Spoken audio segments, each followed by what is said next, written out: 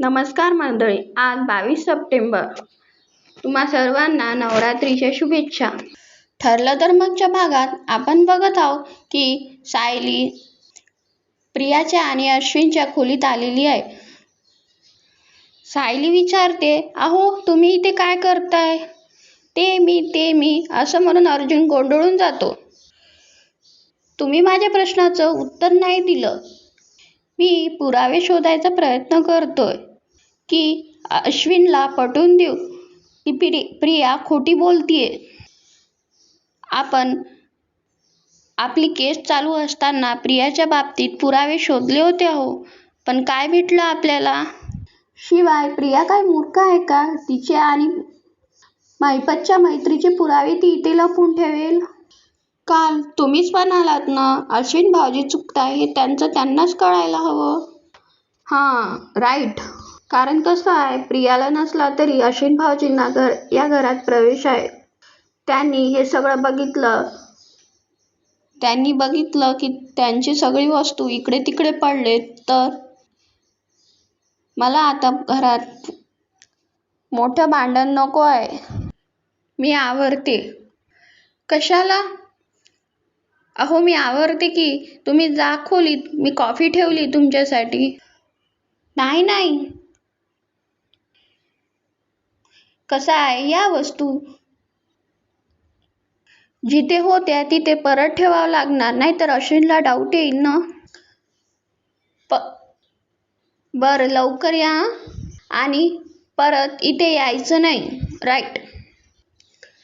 हे आवरता सायलीचं गाठोडंही शोधतो. अर्जुन गाठोडे शोधायला लागतो. तर मंडळी, इथे प्रियाचं नाटक प्रियाला भारी पडते. आई मी मरणार आहे, आई मला वाचव. तिकडे प्रतिमाताईला भूतकाळ आठवतो आणि त्यांना खूप त्रास होत असतो. आई मी मरणार आहे, आई. प्रतिमा म्हणते की बरं ये तू आत. रात घरातच. प्रिया खुश होऊन म्हणते, अश्विन मला आईने घरात बोलावलं, मला आई घरात घेणार आहे. अर्जुन म्हणतो, पूर्ण रूम आवरून झाली, पण सायलीचं गाठोडं मला सापडलंच नाही. तन्वीचं गाठोडं मला सायलीच्या गाठोड्यापर्यंत पोहोचण्यात नक्कीच मदत करेल.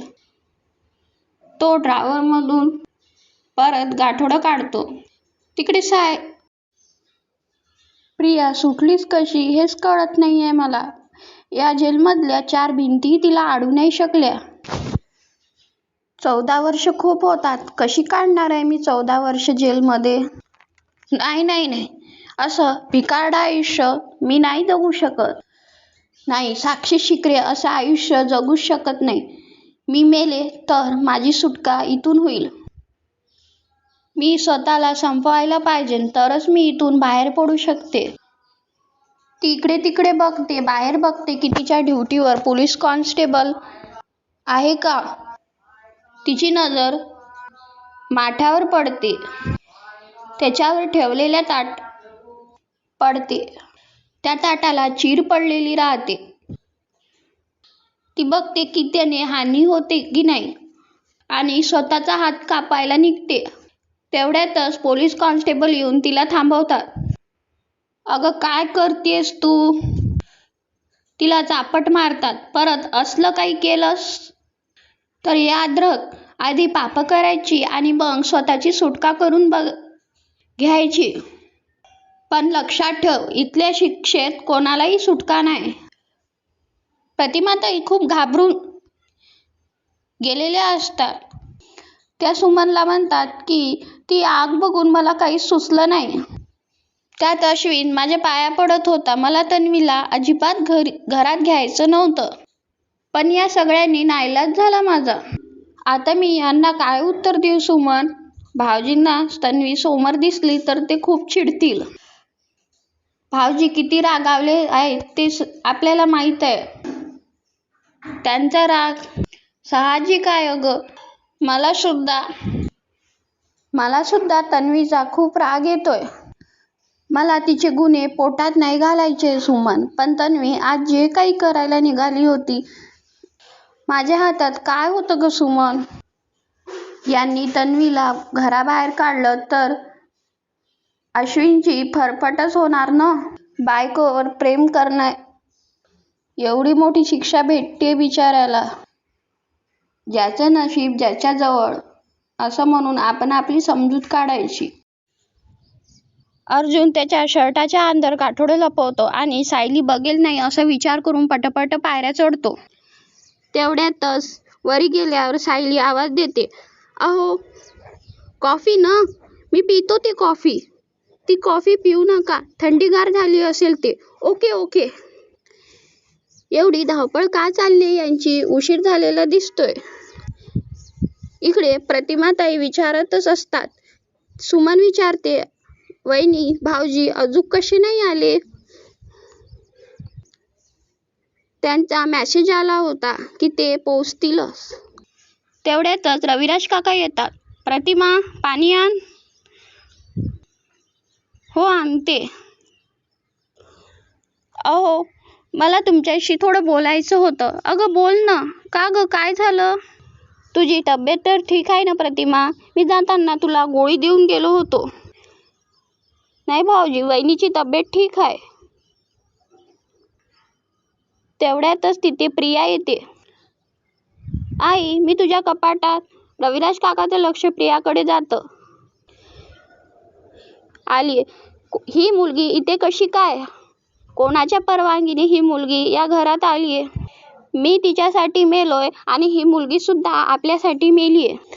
तरी पण ही मुलगी आपल्या घरात काय करतेय? प्रतिमा, सुमन, तुमच्यापैकी मला कोणीतरी याचं उत्तर देईल का? अश्विन आणि नागराज सुद्धा खाली येतात. अश्विन तू सुद्धा इथे आहेस? सायली देवी आईचा आशीर्वाद घेते आणि विचार करते की प्रिया या दगडमातीत फार काही वेळ टिकणार नाही. तिच्यामुळे सगळ्यांना पण त्रास होईल. तेवढ्यातच कल्पनाताई खाली येतात. आई तुम्ही बाहेर चाललात का?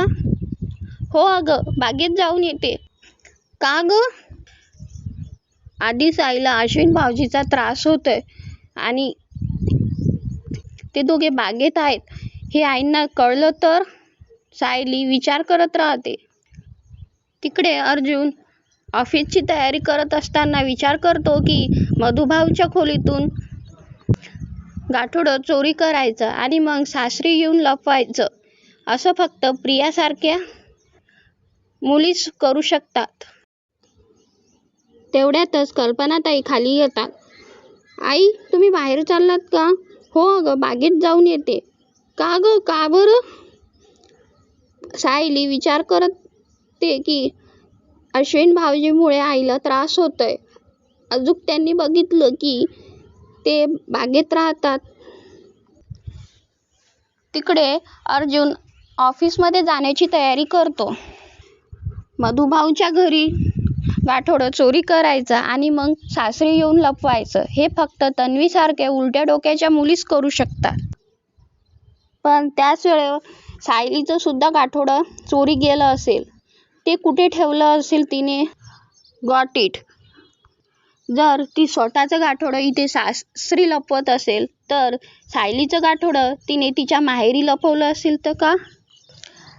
अँड आय एम शुअर सिनियरने तिच्या ठेवल्या असतील. ते तिथे जाऊन बघायला हवं. And I am sure senior मला तिच्या बेडरूममध्ये शोधाशोध करण्याची परमिशन नक्कीच देणार.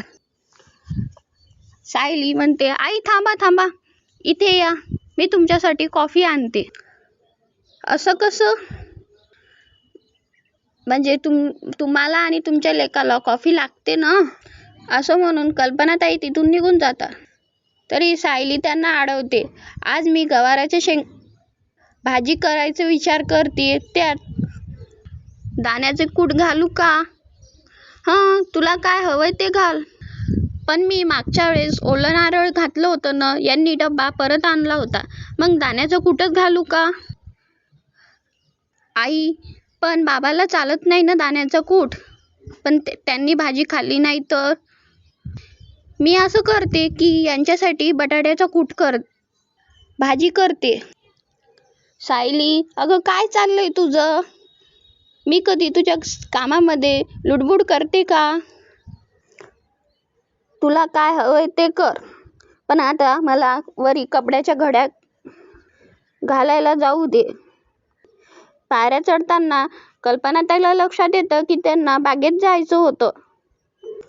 नशीब आई विसरलेत. मी पण कशी बावळट आहे. मी चालले होते बागेत आणि त्याआधी मला बागेतले कपडे नको का काढायला? सायली त्यांना अडवते आणि म्हणते, आई तुम्ही बसा, तुम्ही खूप काम करता, दगदग करता, मी आणते की कपडे. अगं पण यात कसली दगदग, तुम्ही आराम करा. अगं सायली, पण यात बागेतले कपडेच तर आणायचे आहेत, यात दगदग कसली? हो आणते आई. बाबा ते काय झालं? अगं कोण बाबा? कोणाचा बाबा? बाबा म्हणण्याचा अर्थ तू कायमचा गमावून बसलीये कधीच, आणि तुझं तोंड बघायचं नाही आहे हे मी अश्विनला सांगितलं होतं ना. अश्विन सांगितलं होतं ना? हो काका, मी तिला सांगितलं होतं की आपण इथे नाही येऊया, पण तरी या घरात काय करतीये? या घरामध्ये आपल्याला कोणी राहू देणार नाही याची साधी अक्कल पण नाही आहे का तुला? सायली बाहेर येते. तिला समजतं की अश्विन भाऊजी आणि प्रिया नाहीये. कुठे गेले असतील हे? माहेरी तर नसेल गेली. म्हणजे झालं, आता इथे आईबाबाला त्रास दिला, आता तिथे रविराज काका आणि प्रतिमा आत्याला त्रास देईल. इथलं वातावरण खराब केलं, आता तिथलं करेल. नाही, या सगळ्याचा प्रतिमा आत्याला त्रास झाला तर मला तिकडे जायला हवं. तर प्रेक्षकांनो, पुढील भागात रविराज काका प्रतिमा काकूवर ओरडतात. प्रतिमा, तू हिला बाहेर जायचं सांगणार आहेस की नाही? अहो, तिने जीव द्यायचा प्रयत्न केला तर काही झालं तरी ती आपली मुलगी आहे. काय करायचं आपण? किती वेळा सांगू, ही माझी मुलगी नाहीये. सायली आणि अर्जुन प्रतिमाताईला भेटायला येतात. तन्वी आली.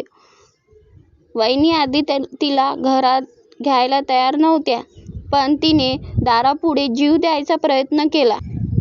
नाईलाजाने तिला आणि अश्विनला घरात घ्यावं लागलं. अर्जुन रविराजला सांगतो की सायलीचं गाठोडं इथे लपवलं असेल कदाचित. रविराज म्हणतो की कुठलाही अट्टल गुन्हेगार त्याला लपवायचं असेल तर तो त्याच्या घरात कधीच लपवत नाही. रविराज आणि अर्जुन गाठोडं शोधताना दाखवलं. व्हिडिओ आवडला असेल तर लाईक करा आणि सबस्क्राईब करा. भेटूया पुढील भागात. अर्जुन त्याच्या शर्टाच्या अंदर गाठोडं लपवतो आणि सायली बघेल नाही असा विचार करून पटापट पायऱ्या चढतो. तेवढ्यातच सायली आवाज देते, अहो कॉफी ना, मी पितो.